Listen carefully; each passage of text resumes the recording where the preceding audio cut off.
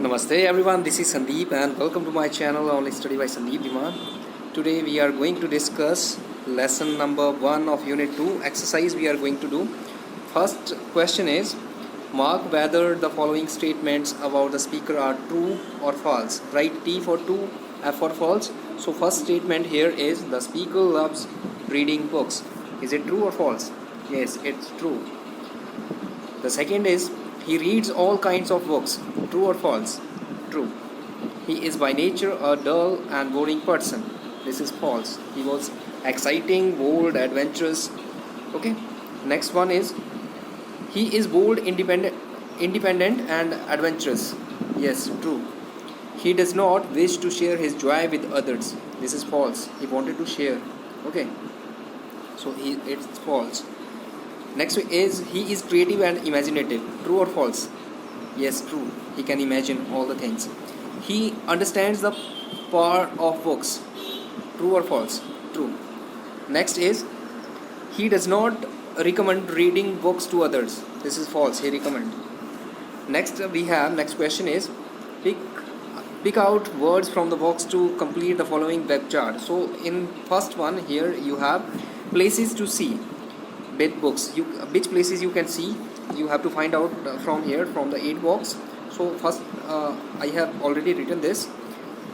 So you can find deserts, schools, oceans, space, places, park, all these in the books. Clear? Next one is words that describe books. So a book can be funny, gripping, exciting, interesting, entertaining, tragic, etc. And the next one is here, common character, which characters you find in a book. So aliens are there, fairies are there, children, wizard, animals, giants, okay, all these.